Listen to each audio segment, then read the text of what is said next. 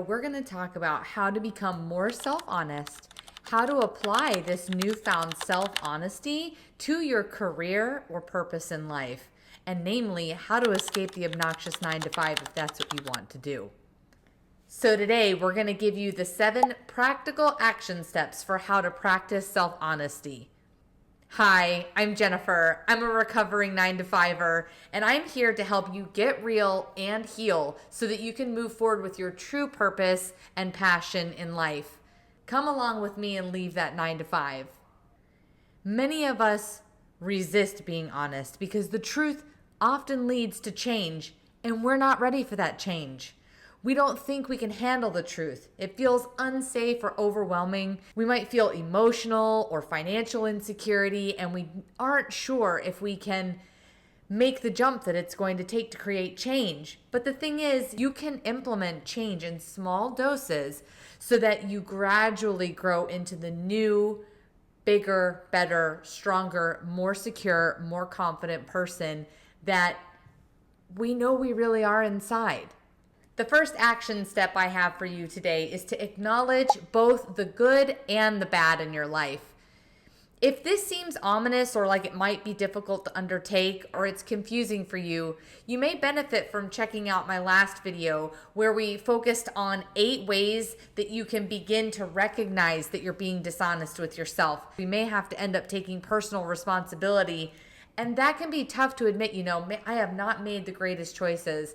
I've had to admit that to myself. The way that you're going to do that is through practicing mindfulness and perhaps meditation. You need to slow down and take time throughout your day to say, what am I thinking? How am I reacting to this situation? How am I feeling about this certain situation?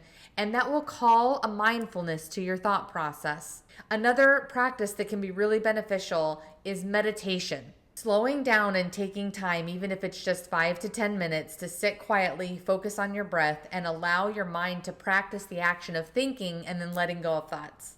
Thinking and then letting go of thoughts will help you be more aware when you're not meditating of, what am I thinking? Let me let that thought pass. Okay, now what am I thinking? Okay, let me let that thought pass. You'll slow down and begin to recognize your thought patterns, and that's the first step in addressing those things that are good and bad in your life and being honest about how you're thinking about your situation. The second action step that you're going to take is taking time to reflect. Yes, unfortunately, it's not just enough to know how you're thinking and acknowledge okay, I'm aware of my thought and I'm aware of that thought and I'm aware of that thought, but what does it mean? What are your thoughts meaning? How are they becoming the emotions that you're having? How are your thoughts becoming the action that you're taking? Well, you might not be very clear on that unless you write it down. So I'm going to recommend that you start journaling. Start small. Just write a few sentences in the evening summarizing what you thought that day, how you felt that day, and how you moved forward with action. When we put pen to paper, it can be really difficult to deny the truths that are lying right in front of us. That's why so many of us avoid journaling. So, hint, hint, wink, wink. Grab a journal. Get one that's really pretty or super your style and make a commitment to yourself to write in it. Just a little bit each night or a little bit each morning before you start the day. You will be amazed at the truths that start to be uncovered for you. Third action step is that we want to admit when we make mistakes. This can be incredibly difficult to do, and what you're doing when you are admitting when you make a mistake is actually practicing a form of vulnerability. One of the things that's so hard about this for us is that our society has created an environment where we feel afraid to be vulnerable and afraid to admit when we've made a mistake because we all fear backlash or cancel culture, that we're going to be told how that's right, you made a mistake, and have it be thrown back in our face. But the truth of the matter is, what other people think about you making your mistake is none of your business. They can feel great that you apologized or great that you acknowledged the mistake, or they may still be fuming. The important thing is that you are admitting the mistake for you. And when you practice that vulnerability, it's a little notch on your belt to your self-esteem because it says, you know what? I can be vulnerable. I can be honest. I can admit mistakes. And that gives me integrity and makes me a better person morally. So that is what you want to do. And it can feel incredibly uncomfortable. But through that iteration of discomfort, you are going to be more honest with yourself and be better off in the long run. You're going to start to have all these ideas about how you can be an even better person.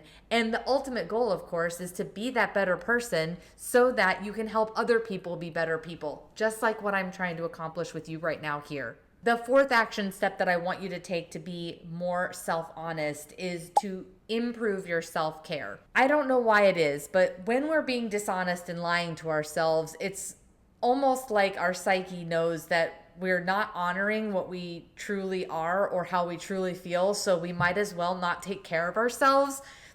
That kind of just came out randomly, but honestly, just saying it the best way that I could made me realize that, like, yeah, that's what it is. We don't take care of ourselves when we're not paying attention to our own feelings. So I want you to pay attention to your feelings, just like when we were doing the mindset and mindfulness work with the journaling.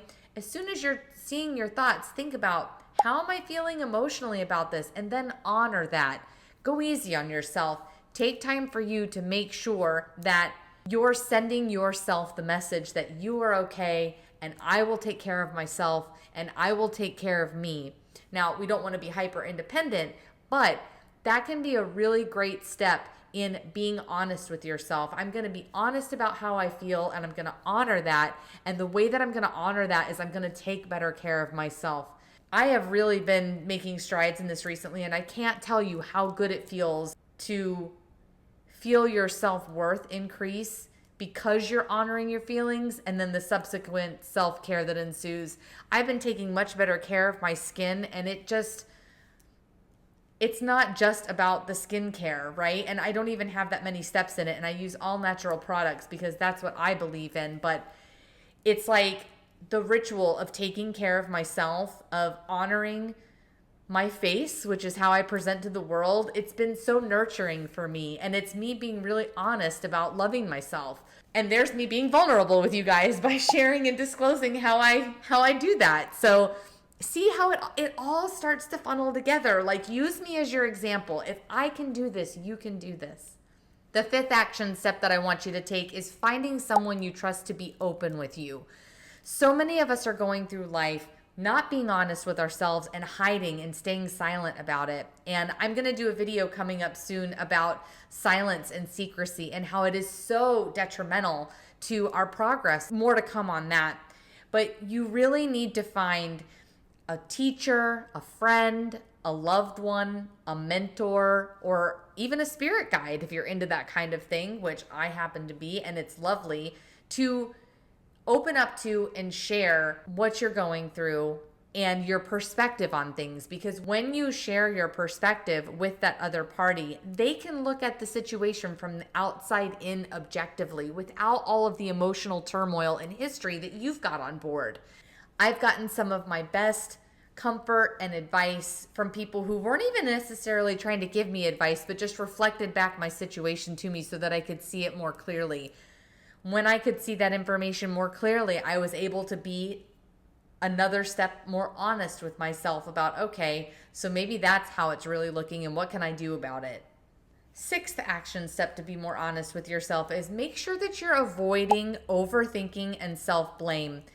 This funny little thing can happen when you start getting honest with yourself about wallowing around in your own self-pity. You may go down a thought spiral where you tell yourself, oh my God, my life is so miserable and it's all my fault. I've made it that way. Well, yeah, you're responsible for the way that your life looks right now, but there's no reason to have a pity party or beat up on yourself about it. Give yourself some tender, loving care. Nurture yourself. Implement the self-care we talked about before. And remember, that helps no one. Today is a new day. Ask for forgiveness, forgive yourself, and then move onward. And 7, definitely you're going to need to implement this step in order to be successful. Know when to trust your gut. One of the very reasons that we've been able to fall into such a spiral of dishonesty with ourselves is that we listen to our conditioning and what society tells us we should think, feel, or do. And the very first thing that you can put in place is any decision that comes up, any situation, give yourself some space to be alone, take some deep breaths, and just feel into your body and intuitively think, what do I really think about this situation? How do I really feel about this situation? And what do I really feel like doing in this situation at my core, in my gut, in my heart, right? There's a method of making decisions where you tune into your mind, your heart, your gut, and actually some people tune into their sex center to see if something is really truly a yes. When you do that, you can rest assured that you're tuning into all the different subversions of yourself, and you're going to get the most true answer to move forward with whatever circumstance you're dealing with. It's very difficult to be dishonest with yourself when you tune into those varied levels. Some people might call them chakras. You may find that you're thinking too much about something, so if you can get out of your head and into your heart and your gut, you may be more honest. Similarly, if your stomach is turning about a situation and you're feeling unsure, tap into your heart about how you feel about a situation and take some notes using your logic, that gift of your brain that was given to you, so that you can more objectively look at the situation and maybe fully discover what that discomfort in your stomach is. Whenever we're struggling in one area, we can rely on the others to perhaps find the answer that we're looking for. I really hope that these practical action steps that are simple but powerful can be implemented in your life to help you actually start being more honest with yourself. It can be a really difficult road to come to the realization that you've been lying to yourself, like we discussed in that last video. But through these simple steps, you can really start a snowball effect in your life where you're being a little bit more honest, you're being a little bit more mindful, you're being a little bit more reliant on friends, a mentor, or someone to help you through a situation. And then before you know it, at least in my circumstance, I was bursting with excitement of like, oh my gosh, this is what I really want. This is what I really want to do. And I feel great about doing it. So I'm gonna. And you can do that too. I can't say it enough. There is nothing on this planet that anyone has not done before. If you're thinking of doing something, someone has done it before. So if you can just be honest with yourself about, I want that for me too, and go for it, the world is your oyster, baby. I sure hope that this video has been helpful today. I can't wait to bring you more content in this How series. Next, we're going to move on to open-mindedness and other additional content.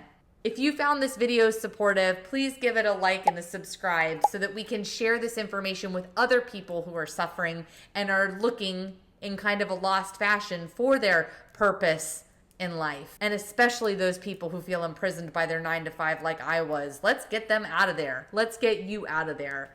Take care, everyone, and I'll catch you on the next one. Ciao for now.